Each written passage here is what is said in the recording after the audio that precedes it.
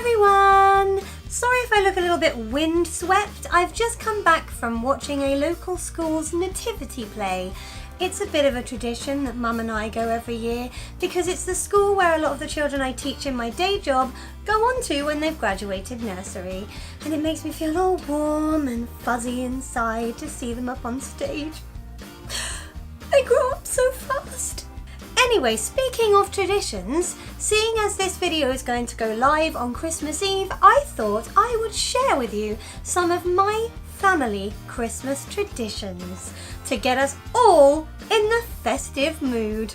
It all starts usually fairly early in December when I insist on being the person who decorates our Christmas tree. And my work here is done.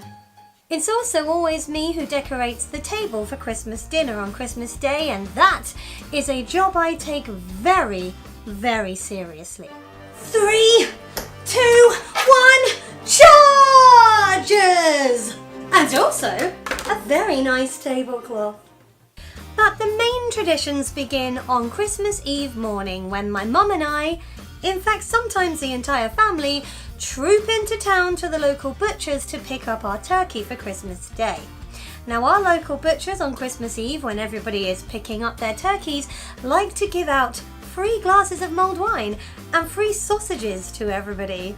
Now that's something I will never miss out on. I'm not going to lie to you, it's kind of the main reason I go.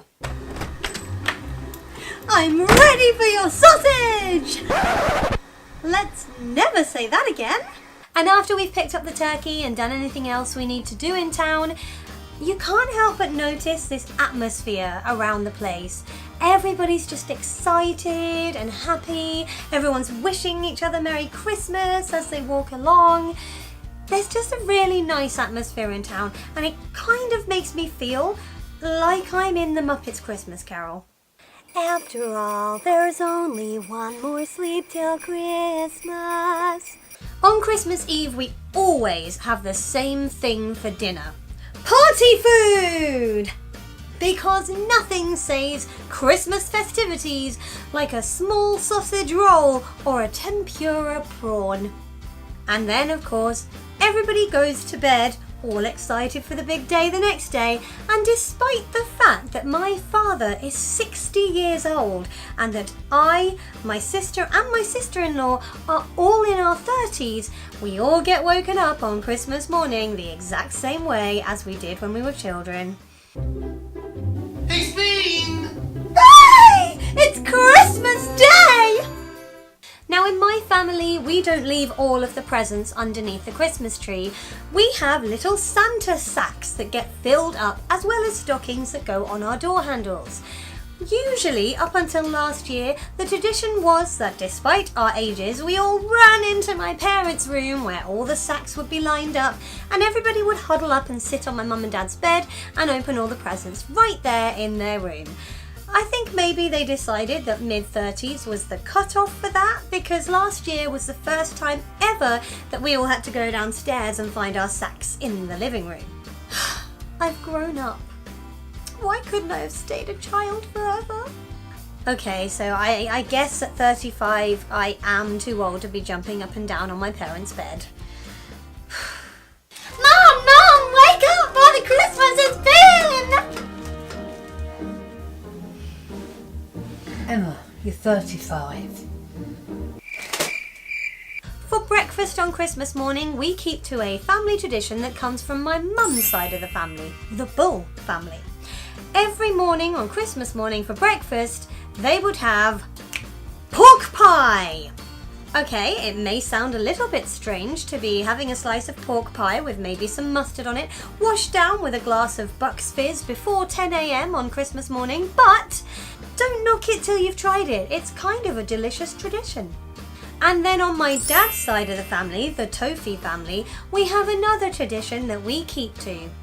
Every year we open all our presents in the morning, but I said earlier that we don't leave presents under the tree, and that was only half true, because underneath our tree are what we refer to as our tree presents. Just a few presents underneath the tree, and we leave them there until we've eaten Christmas dinner. It's something that my nan always did for me and my cousins and all my aunts and uncles, and after she died we decided we're going to carry on this tradition because we like having extra presents after we've had our Christmas dinner. After all, it's something to look forward to when you're incredibly bloated and can't move. Finally, after dinner, there is a tradition at Christmas that my dad writes a quiz for us all to participate in. Now, usually this quiz is made up of your average questions about music, sport and current events, but every now and then my dad likes to throw us a curveball. Question 27. Who won the Mozambique edition of Celebrity Come Dancing in 1995? What the hell? And after all of that's done, it's time to veg out in front of the TV and watch the festive soaps. And for me, the highlight of Christmas Day, beyond all the presents and the family and the food, is Doctor Who. So I will dash off and abandon my family while I watch that studiously by myself. And once everything's done and all there is left to do is to slob on the sofa, munching on way too much chocolate and far too many crisps and drinking snowballs, that's Christmas done for another year. Oh, just thinking about all of this has got me feeling really, really festive. I can guarantee you that by the time this video goes live, I will be full up on mulled wine, I will be in definite party mode, and the excitement will be around this level!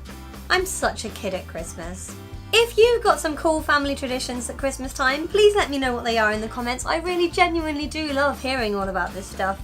And if you enjoyed this video, feel free to give it a festive thumbs up. I hope you have an amazing Christmas with all your friends and family. If you don't celebrate Christmas, I hope you have an amazing weekend and that 2018 will be a fantastic year for you.